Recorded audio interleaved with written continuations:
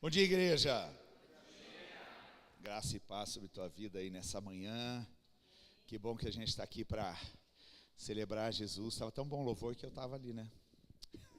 Estava ali na adoração. Entrou no Santo Santos. Entrei e fiquei lá, não queria sair mais. Mas a gente continua no Santo dos Santos, né? Que bom ver o casal ali. Jéssica, vi você esses dias, não dei abraço, Igor, que bom. E a vida do casal tá boa? Então tá bom, se precisar de conselho. Aqui tem outro Igor lá também. Na verdade, nós temos 3 Igor agora. Nós vamos ter que, né, dar Igor 1, Igor 2, Igor 3. Que bom, gente, bom estarmos aqui. E eu queria ainda só orar com você, para que você possa abrir teu coração, né? A gente, como ser humano, a gente tem muito filtro, né? Tem muitas coisas que vão se interpondo, às vezes, quando a gente para assistir qualquer coisa, ouvir uma mensagem. E é muito importante a Bíblia fala para a gente levar cativo todo pensamento à obediência de Cristo. Porque esse é um momento onde o Espírito de Deus vai falar conosco, né? E o Espírito habita em você, né? Ele está bem pertinho aí para fazer essa palavra aplicada na sua vida, né? Então vamos tentar tirar todos os ruídos que possam nos impedir. Vamos orar? Jesus, nós queremos ouvir tua voz nessa manhã, Deus. É a tua palavra que vai ser lida, ela é inspirada pelo Espírito Santo de Deus, aquele que é o nosso mestre e ensinador. E por isso, Deus, nós nos expomos a essa palavra com o coração aberto, desejosos daquilo que o Senhor quer compartilhar conosco nessa manhã, Pai. Em nome de Jesus. Amém. Amém, queridos. Então vamos lá. Nós estamos no mês de outubro, né? Escolhemos para falar nesse mês de outubro sobre os 5 somente, né? Para não falar 5 sola, né? Para não ficar esquisito, né? Os 5 somentes, né, da reforma protestante. Já vimos o primeiro domingo, somente as escrituras, né? Domingo passado, o grande pregador, somente o Pedro. O Pedro falou sobre somente a fé, e eu vou falar sobre somente a graça, tá? Então fique pensando a respeito disso, né? E eu dei como tema a essa mensagem: que graça é essa que eu não compreendo? Que graça é essa que eu não compreendo? E daí eu já deixo essa pergunta aqui: você compreende a graça de Deus? Como que a gente pode compreender esta graça? A gente fala somente a graça, ou somente pela graça, mas que graça é essa? Esse é um tema muito vasto, mas Deus nos abençoe para a gente poder ser bem objetivo e assertivo aqui nessa palavra. Eu vou usar o mesmo texto que o nosso pregador da semana passada utilizou, né? Porque é um texto que fala sobre esses 2 temas de fé e graça, que está lá em Efésios capítulo 2. Quero ler com você do verso 1 ao verso 10. Efésios 2. Certamente esse é o texto mais emblemático, assim, o texto mais importante que fala sobre isso, né? Sobre a fé e sobre a graça no que diz respeito à salvação. E o texto diz assim: Ele vos deu vida, estando vós mortos nos vossos delitos e pecados, nos quais andastes outrora segundo o curso deste mundo, segundo o príncipe da potestade do ar, do espírito que agora atua nos filhos da desobediência, entre os quais também todos nós andamos outrora, segundo as inclinações da nossa carne, fazendo a vontade da carne e dos pensamentos, e éramos por natureza filhos da ira, como também os demais. Mas Deus, sendo rico em misericórdia, por causa do grande amor com que nos amou, e estando nós mortos em nossos delitos, nos deu vida juntamente com Cristo. Pela graça sois salvos. e juntamente com ele nos ressuscitou e nos fez assentar nos lugares celestiais em Cristo Jesus, para mostrar nos séculos vindouros a suprema riqueza da sua graça, em bondade para conosco em Cristo Jesus. Porque pela graça sois salvos, mediante a fé.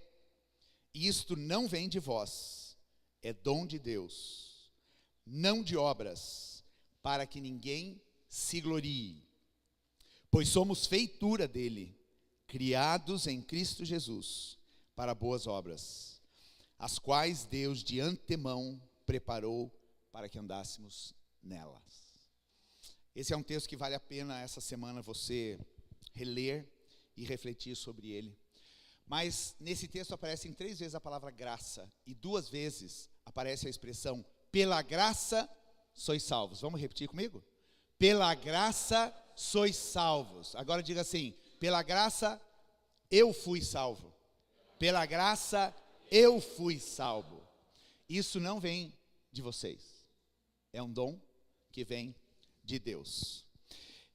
Certa vez eu estava pregando o evangelho, falando de Jesus com uma pessoa que eu amo muito, isso há muitos anos atrás, e eu estava explicando a respeito da nossa condição de pecado, da morte de Jesus, por que Jesus teve que fazer esse sacrifício substitutivo, por que Jesus, como inocente, teve que morrer naquele lugar, e ali estava eu e você, naquela cruz, representando todos os pecados da humanidade, e ali houve a manifestação dessa graça de Deus, oferecendo salvação.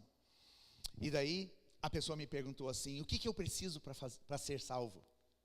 Essa pergunta é boa, né? E eu disse assim: a Bíblia fala que a gente precisa se arrepender. Arrepender dos nossos pecados, reconhecer o sacrifício de Jesus e receber pela graça. E dessa pessoa me disse: é só isso? Eu disse: sim, é só isso. Ele me falou: então eu não quero. Às vezes a gente não aceita coisas que são de graça, né? Por várias razões. Uma delas é porque nós somos orgulhosos. Por outra, é porque às vezes a gente pensa que aquilo que é de graça não é bom. Mas a palavra de Deus fala que esta salvação veio por meio da graça. Mas para a gente entender a graça, nós precisamos entender algo que é muito importante, e aqui também ligado a todo esse movimento da Reforma Protestante. Calvino, ele instituiu 5 princípios da fé cristã reformada. E um deles é a depravação total. Ou seja, ele fala que todo homem está em pecado, e o pecado gera a morte. E é exatamente o que Paulo fala nesse texto aqui. Estando vós mortos. Quando a graça de Jesus se manifestou sobre a vida do William, e não percam o testemunho dele qualquer dia desses, ele estava morto.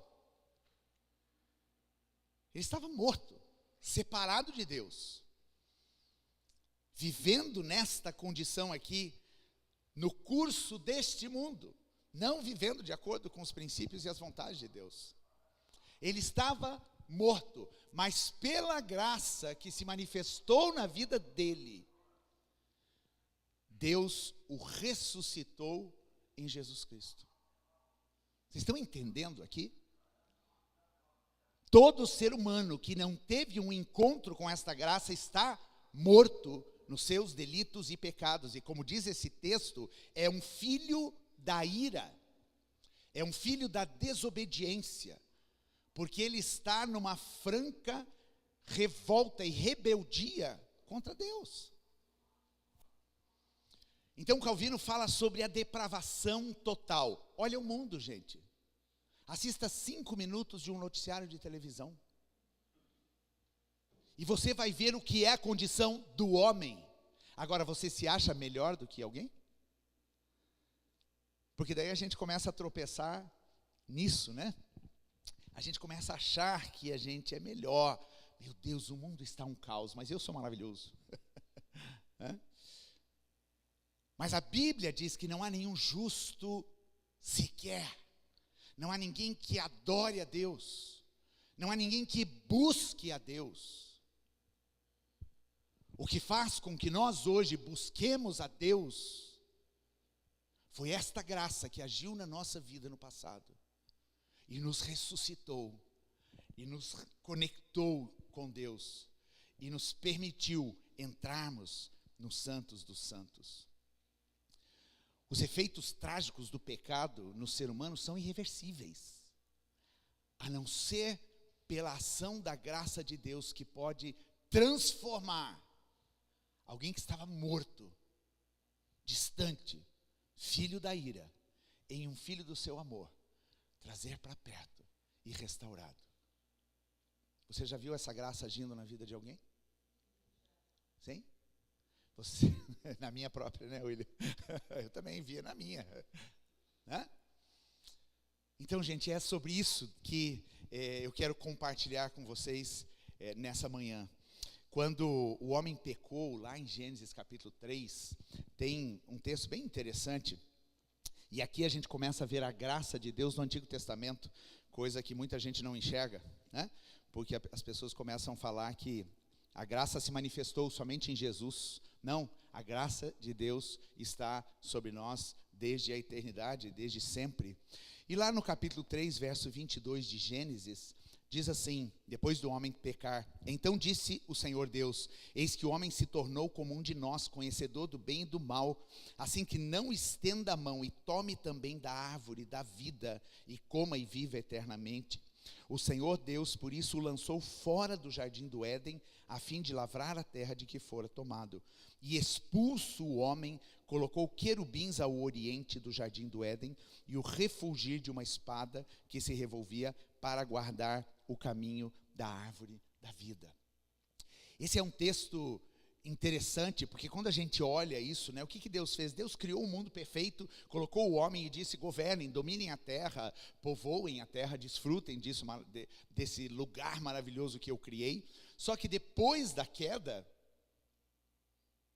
Deus expulsa o homem desse jardim. Mas essa expulsão, esse colocar o homem para fora e colocar um anjo guardando a entrada e o acesso desse jardim, o que é? É uma manifestação de justiça ou foi uma manifestação da misericórdia e da graça de Deus? Da misericórdia e da graça. Porque ele disse que se o homem comesse do fruto da árvore da vida, ele viveria eternamente no seu pecado. Não poderia haver redenção.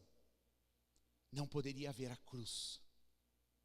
Então, quando Deus expulsa o homem do Éden e guarda o caminho para a árvore da vida, é porque Deus falou: antes deste homem voltar a comer desse fruto da árvore da vida, alguém precisa ser levantado, a manifestação da graça precisa acontecer. Este homem precisa ser trazido para perto de novo.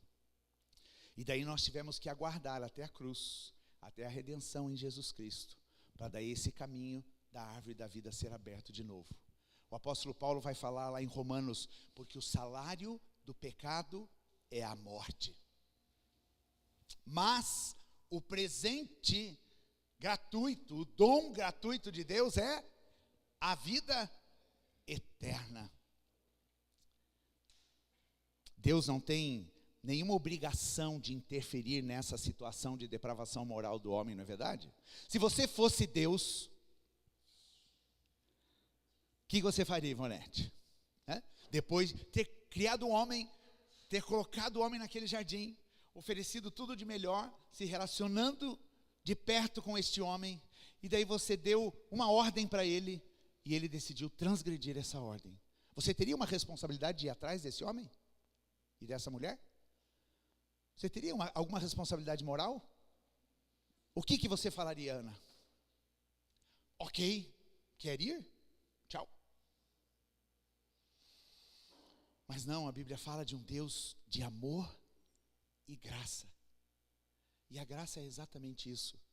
Não tendo que resolver o problema do pecado do homem, Deus foi lá e resolveu em Jesus.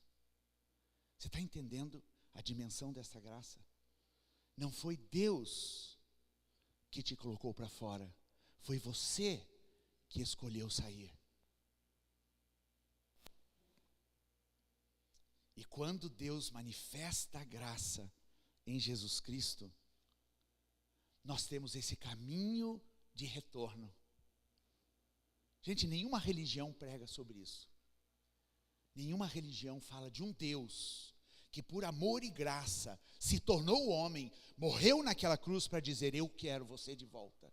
Eu quero te resgatar da tua condição de morte, de pecado, de separação, porque eu te criei e eu te amo. Nenhuma religião prega sobre isso. Todas as religiões pregam de um homem que desesperadamente tenta se achegar a Deus e tenta ser o mais bonzinho possível para ver se talvez um dia eu consiga algo da parte de Deus. Mas o cristianismo é exatamente o contrário. É um Deus que nos chama. Eu e você somos responsáveis pelo nosso estado de morte, de separação e de pecado. Deus não tem culpa nisso. Então vamos parar de falar: onde é que está Deus num mundo tão cruel como esse? Foi a escolha do homem. E eu sempre digo, o mundo está como está por causa da misericórdia de Deus, senão o homem já tinha se matado. Concordam comigo? O mundo está como está por causa da graça de Deus, porque Ele ainda quer salvar, porque Ele ainda quer atrair muitos para a cruz, porque Ele ainda quer manifestar essa graça na vida de muitos. Então a desgraça do mundo é a oportunidade da igreja. Porque quando eu olho situações tão trágicas, de pessoas mortas, de pessoas vivendo numa condição de pecado, aprisionadas, sem vida, eu vejo, ali está uma oportunidade da graça de Deus se manifestar. Por que pela graça? Por que pela graça? E daí eu faria uma outra pergunta para você. Será que existe alguma capacidade humana de reverter esse estado de morte, de pecado? Um morto tem condição de reverter a sua condição por si mesmo? Eu estava ouvindo uma pregação do pastor Augusto Nicodemos, e ele fala sobre isso, e ele diz: olha, eu como pastor já fiz muitos velórios, igualmente eu também já fiz. Daí ele diz assim: as pessoas estão lá em torno do corpo, chorando, se lamentando, falando palavras de amor, e o morto faz o quê? Nada. Insensível. Ele não reage a absolutamente nada. Assim somos nós sem a graça de Deus. E daí tem uma outra coisa muito importante que nós precisamos entender, que quando nós escolhemos Jesus, na verdade não somos nós que escolhemos, porque nós estamos mortos. É a graça dele que se manifesta, foi ele que nos escolheu. E aqui tem um outro ponto importante da fé cristã. Foi ele que nos escolheu, não é? Jesus não fala isso? Não foram vocês que me escolheram, mas fui eu que escolhi vocês. Gente, quando eu penso nisso, eu fico me sentindo, não é? Você deveria se sentir assim também. Não orgulho, porque orgulho é pecado, né? Mas assim, me sentindo, uau! Deus me escolheu. A graça dele se manifestou em mim. Eu estava morto, e ele me ressuscitou com Cristo. Eu estava afundado no meu pecado, e Jesus se manifestou e me perdoou. Então existe alguma capacidade do homem reverter essa condição de morte? Absolutamente não. Mas, naqueles dias lá de Martinho Lutero, a igreja dizia que sim, havia. Sabe como? Por meio das obras. Seja bonzinho, né? Obedeça os mandamentos, ajude os pobres, contribua, né, com dinheiro para a igreja, compre as indulgências, né, como o pregador da semana passada já nos explicou muito bem o significado das indulgências, né, que era um tipo de penitência para me redimir da culpa e do pecado. E existia uma expressão, né, na igreja daquela época, no filme Lutero aparece isso, né? Quando uma moeda cai no cofre, uma alma sai do purgatório. Né? Quando uma moeda cai do cofre, você redime a culpa dos seus pecados. O que é isso, gente? É graça? Não. Isso é o meu esforço, a minha autorremissão. E tem muita gente assim hoje. Tem muito crente que pensa assim. Não, veja bem, tem lá aquele que estava na lama do pecado, mas eu até que estava limpinho. Tinha uma sujeirinha assim, mas nada que pudesse ser tão grave.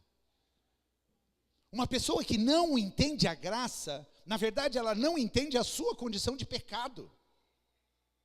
Porque para você entender a graça de Deus, você precisa saber muito bem quem você é como está o seu coração e a sua condição de pecado. Por isso que essa depravação total, quando eu entendo isso, que não havia nada absolutamente que eu pudesse fazer para ser transformado por essa graça, senão a própria graça, é extremamente importante para alguém vir a Cristo, para alguém experimentar salvação. Não tem nada que eu faça para melhorar a minha condição. Tem muito crente que pensa assim, eu não era tão ruim assim. E aí você acha, Jesus entrou na minha vida, ficou mais bacana, mais bonitinho. Né? Uma pessoa como essa, ela não entende a graça. Porque ela não entende a sua condição de pecado. Eu já disse algumas vezes que quando eu olho para o meu coração, eu vejo a natureza de pecado nele. E às vezes eu tenho medo de mim mesmo. Por causa desse pecado. Mas graças a Deus por Cristo Jesus. Graças a Deus por esta graça que me ensina. E daí o texto lá de Efésios continua dizendo, mas Deus, você estava morto, separado, filho da ira, rebelde contra Deus. Mas Deus, esse mas Deus faz toda a diferença. E aqui ele vai falar, nesse versículo, ele vai falar sobre 3 características maravilhosas de Deus. Vamos lá? Mas Deus sendo rico em misericórdia. O que é a misericórdia? É não dar a você aquilo que você merece. O que eu merecia por ser um filho da ira? Por estar apartado de Deus, por escolher o pecado. Eu receberia a morte, a punição, a condenação. Mas Deus é rico em misericórdia. Ele não dá aquilo que você merece. E por causa da segunda característica de Deus, do seu grande amor. Desde quando você ouve falar de um Deus que manifesta este grande amor?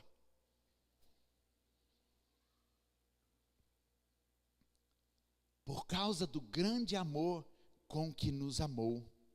E o texto continua, estando nós mortos em nossos delitos, nos deu vida juntamente com Cristo, pela graça sois salvos. Misericórdia, amor e graça. É isso que nos dá a salvação. Graça é um favor, é uma ajuda, é um presente que eu não mereço. E como é difícil a gente receber coisa que a gente não merece, não é verdade? Uma criança recebe facilmente, se você der para ele um presentão assim, que ele não tem nem noção do preço, ele vai agarrar aquilo, vai ficar feliz da vida. Né? Não vai nem perguntar para você quanto custou. Mas se eu chego com um presentão para você, você já fica, opa, tem uma pegadinha nisso, né? Vai me cobrar. Quanto custou esse negócio? Né? Eu acho que não é original. Né? A gente já fica com o pé atrás, como o próprio pregador da semana passada disse, né? As crianças pecam, mas os adultos pecam mais. Né? E essa é a nossa condição. Por isso que esta pessoa com quem eu falava de Jesus e falava da graça, eu disse assim, não tem o que você possa fazer para mudar a sua condição. Ele me disse, então eu não quero. Se é de graça, eu não quero.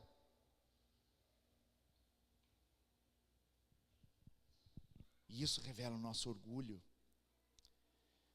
E a Bíblia fala por que é de graça. No verso 9 desse capítulo vai dizer: não de obras para que ninguém se glorie. Primeiro porque um morto não tem condição de fazer nada, né? Se você acha que você tem condição de fazer alguma coisa para a sua salvação, você está equivocado. Mas ele está falando aqui no texto, é pela graça, para que não seja pelas obras. Porque se for pelas obras, eu já vou dizer: ó Deus, cheguei, hein? Nem precisei de Jesus. Nem precisei da sua graça. Fiz as obras suficientes para chegar aqui e ter meu lugarzinho reservado. Gente, na nossa mentalidade cristianizada que a gente vive na nossa nação, sempre existe esse transfundo, não existe? Daí você pergunta para alguém, né? Você vai para o céu? Não sei.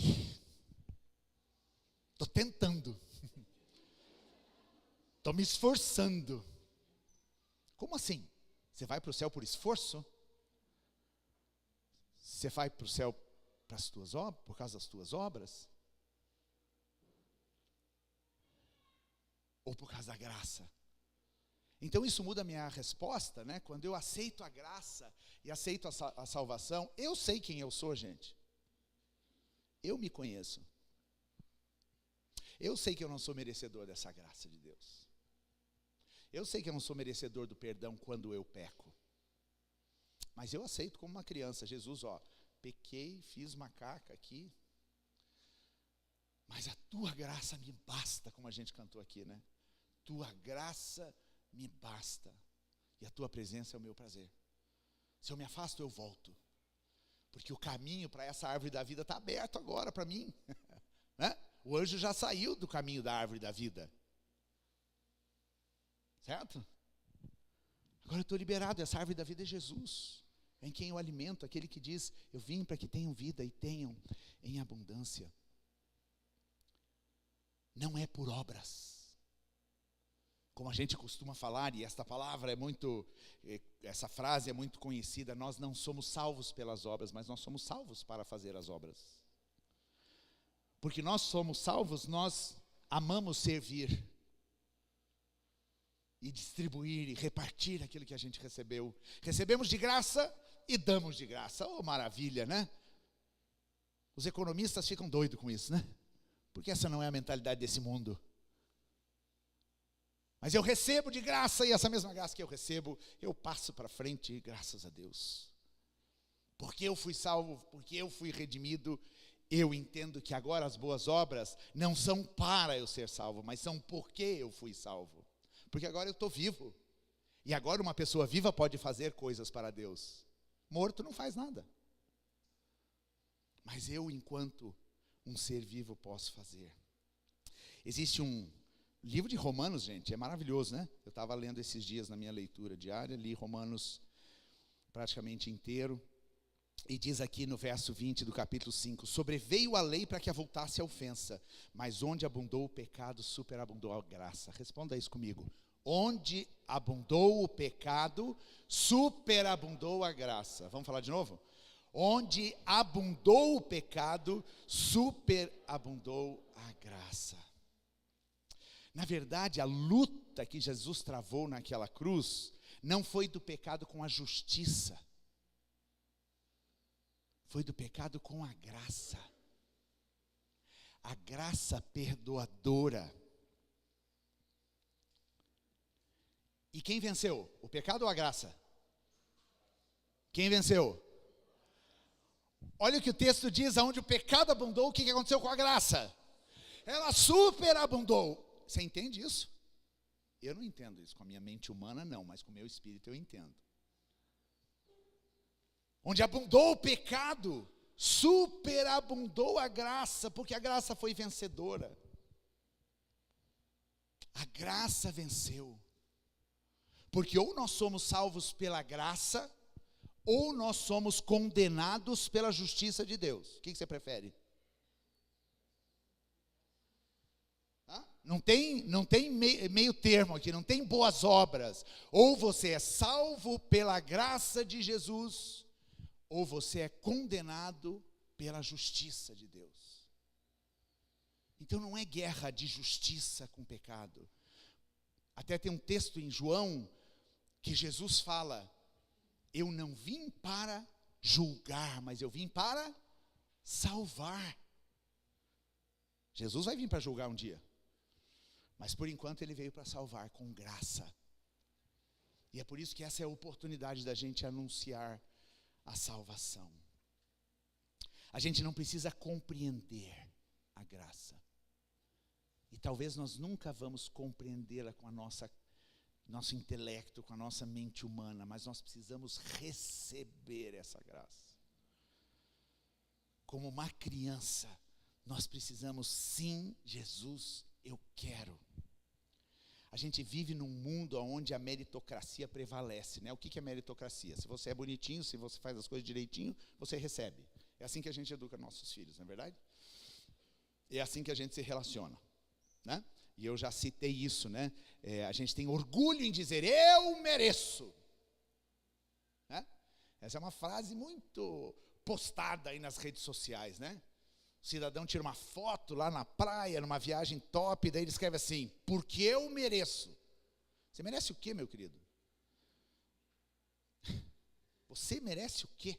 Você não merece absolutamente nada. Eu não mereço absolutamente nada. Porque no reino de Deus não existe a questão do mérito, existe a questão da graça. Você recebe sem merecer. Glória, não é melhor isso? Para alguns nem tanto. Porque daí precisa lidar com o nosso orgulho. Pensa no apóstolo Paulo, né? Quando eu estava preparando essa mensagem, eu me lembrei de Paulo, ou Saulo. O que foi a conversão daquele homem, né? Ele se achava o último biscoitinho do pacote, né? Ele se achava o cara religioso, né? Aquele que era impecável. Ele chega a dizer que ele era irrepreensível diante da lei.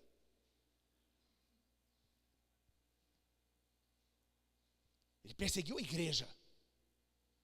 Ele perseguiu Jesus, porque ele se achava o cara. Ele sabia que já estava um lugarzinho separado para ele lá. Porque ele conhecia a lei de Deus, ele observava todos os mandamentos e cheio, inflamado, né, do seu orgulho. Até que ele teve um encontro com essa graça, e daí ele começa a falar que ele é o quê?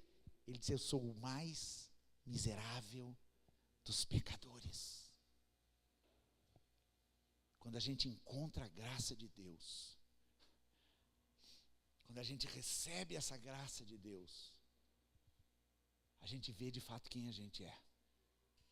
E daí você vai para Deus e fala, Deus, eu não mereço, mas eu recebo. Eu não entendo, mas eu quero. A Bíblia fala que por causa do pecado nós merecemos a morte.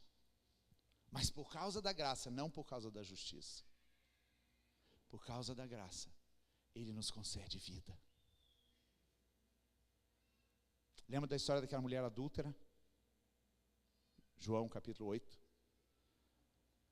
Aquela mulher é uma cena da manifestação da graça de Jesus. Vieram os religiosos, cheio de si, cheio da lei, cheio da justiça, apresentam aquela mulher para Jesus e falam, Jesus, está aí esta mulher. E conforme a lei ela precisa ser apedrejada porque ela é uma adúltera. Jesus estava perto do templo, do centro da religião, e aqueles fariseus queriam pegar Jesus na enrascada. Vamos ver o que Jesus vai falar agora. E daí Jesus tem aquela sacada maravilhosa, né? Imagina você lá no meio da multidão. Apedreja! A adúltera! Apedreja! E aquela mulher, imagina ela no meio daqueles homens que pareciam, né, aves de rapina, querendo tripudiar sobre aquela mulher. E Jesus lá, diz que Jesus estava escrevendo na areia. E de repente Jesus se levanta para aquele povo cheio de justiça própria e fala, ok, vamos cumprir a lei. Quem não tem pecado, atire a primeira pedra. E com aquilo Jesus foi desmantelando aquela banca do orgulho. Está certo que eles devem ter saído com muita raiva de Jesus, né? Mas tipo assim, um olhou para o outro, vamos vazar que pegou o negócio. E daí, de repente, Jesus se volta e pergunta para aquela mulher: aonde estavam os teus acusadores? O mundo não é assim, gente. A gente não vive cercado de acusador. A gente não ouve vozes. Apedreja, pecou, maledetto. E daí Jesus fala: aonde estão os teus acusadores? Daí ela diz: Jesus, eles foram embora. Daí Jesus diz o que para ela? Eu também não te condeno. Isso é a graça que veio e ressuscitou aquela mulher que estava morta no seu pecado. Jesus disse: vai e não peques mais, porque agora você foi liberta pela graça de Jesus. A graça de Deus é irresistível. E esta graça é o fim de todas as coisas na vida do homem. O que Deus quer é que nós compreendamos essa graça. E essa graça vem por meio da fé. Eu preciso crer nessa graça. Eu não preciso entender essa graça. Eu simplesmente preciso acreditar nela.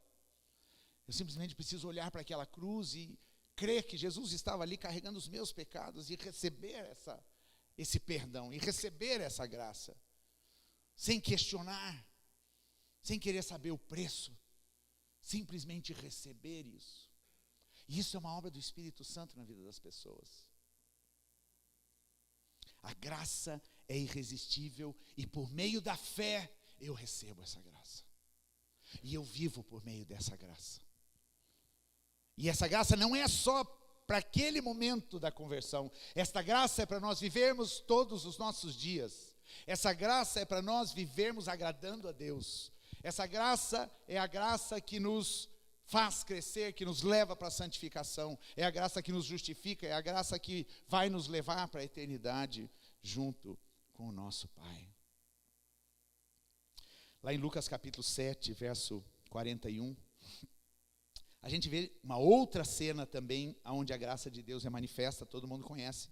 Jesus entra na casa de um homem fariseu chamado Simão. Ele vai jantar, ele foi convidado para um jantar naquela casa. E de repente, diz o texto que surge uma mulher de fama meio interessante ali, né? E o povo começa a comentar, e aquela mulher começa a chorar aos pés de Jesus.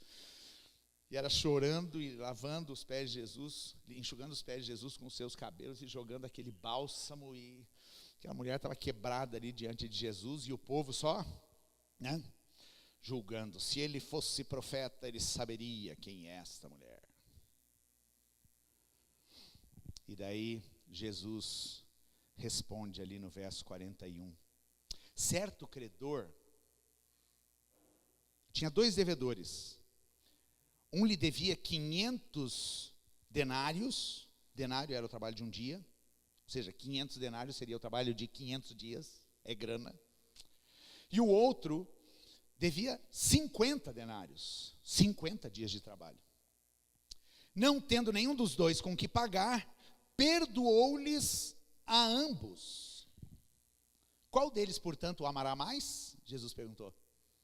E a resposta é qual? Quem que vai amar mais? O do quinhentão, né? Aquele a quem muito foi perdoado. Daí Jesus responde: julgaste bem, Simão. E voltando-se para a mulher, disse a Simão: vês essa mulher? Entrei à tua casa e você não me deu água para os pés. Esta, porém, regou os meus pés com lágrimas e os enxugou com seus cabelos. Não me deste o ósculo ou o beijo, ela, entretanto, desde que entrei, não cessa de beijar os meus pés. Não me ungiste a cabeça com óleo, mas essa com bálsamo ungiu os meus pés. Por isso eu te digo, perdoados lhe são os seus muitos pecados. Ela é uma pecadora mesmo. Mas os pecados dela são perdoados, porque ela muito amou. Mas aquele a quem pouco se perdoa, pouco ama. Então disse a mulher: perdoados são os teus pecados. A graça de Jesus foi superabundante na abundância dos pecados daquela mulher. E ela estava amando Jesus daquela forma, como ela entendia que ela poderia fazer, em profunda gratidão, porque ela já tinha sido alcançada por essa graça. E ela sabia que ela não era merecedora, porque ela era muito pecadora. E por isso que ela expressou o amor dela a Jesus de uma forma tão profunda. Qual é o tamanho da sua dívida com o Senhor? Aquele que muito pecou, muito ama. Se eu entendo a minha condição de pecado, o quão miserável eu sou, como diz o apóstolo Paulo lá no final do capítulo 7 de Romanos: miserável homem que sou, quem me livrará do corpo desta morte? E dele começa o capítulo 8 dizendo: mas graças a Deus por Jesus Cristo, a quem muito se perdoa, muito ama, porque esta pessoa recebeu graça sem medida. Quanto maior o perdão, maior o amor. Que graça é essa que eu não compreendo? E eu vou te dizer, meu querido, você não precisa compreender a graça, você precisa viver a graça. Você precisa receber a graça. Qual é a sua dívida? O quanto você deve? Se você deve muito, a graça é muito maior do que aquilo que você deve. Se você olha a sua vida e você se vê com tanto pecado, a graça é muito mais abundante do que os pecados que você cometeu, William. Você consegue entender isso? A graça é muito mais abundante do que aquilo que eu fiz, da minha transgressão, da minha rebeldia, da minha depravação. Agora vamos pensar em termos de mundo. A graça de Deus é abundante nesse mundo de tanto pecado e de tanto caos. E essa graça tem se manifestado. E nós, Igreja de Jesus Cristo, nós somos os agentes dessa graça, nós somos os anunciadores desta graça. Charles Spurgeon escreve o seguinte: vivamos para que todos vejam como a graça superabunda em nós, e deste modo que ajudemos a espalhar a história maravilhosa do que esta graça fez por nós, para que outros possam buscar tal graça para si mesmo. É para isso que a gente vive, para mostrar essa graça superabundante, para dizer para aquele que está chafurdado na lama do pecado, sem esperança e sem vida, para dizermos: há esperança, há vida, porque a graça de Deus se manifestou, e Ele não veio para te julgar, para te condenar. Se você abundou no pecado, se a tua vida foi uma desgraça, a graça de Deus superabunda para te tirar dessa condição. E assim instituiu-se esta expressão: somente pela graça eu sou salvo. Não é pelas obras, não é por aquilo que eu faço, não é porque o outro pecou mais do que eu. É a graça redentora e remidora de Jesus Cristo sobre a minha vida. Vamos ficar em pé e eu queria orar com você.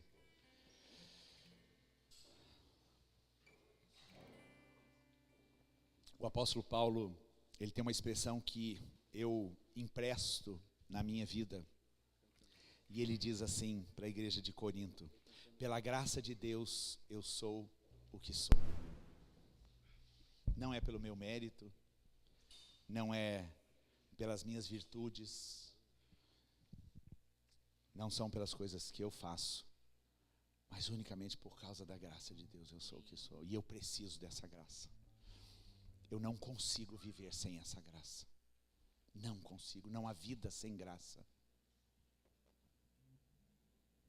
Sem a graça, nós só permanecemos na morte e no pecado. Mas com a graça de Jesus nós podemos viver a vida. Jesus, obrigado, Deus, por esta palavra, Deus, que nos desafia a vivermos esta graça maravilhosa do Senhor. Amém. Obrigado, Jesus, porque não havia o que ser feito nessa separação, Deus. Não havia como consertar, Deus, esta rebeldia, a transgressão, a maneira como o pecado entrou no homem, senão o Senhor enviando o seu único filho. E assim como nós tivemos Adão como representante do pecado na nossa vida, nós temos hoje Jesus como representante da nossa salvação, da nossa libertação. Deus amado, é muito profundo nós entendermos a graça de Jesus. Por isso que o Senhor fala que é somente pela fé que nós alcançamos esta graça. E nessa manhã nós queremos crer. Nós queremos dizer, Senhor, nós temos fé para recebermos esta graça do Senhor. Não é pelo meu mérito, não é pelo que sou, não é pelo que eu faço, não é pelo meu esforço humano, mas é pela tua graça. Amém. Somente Obrigado. pela tua graça. E a gente quer celebrar essa graça maravilhosa do Senhor. Nós queremos dizer, maravilhosa graça. Louvado seja o teu nome, Jesus. Amém. Aleluia. E para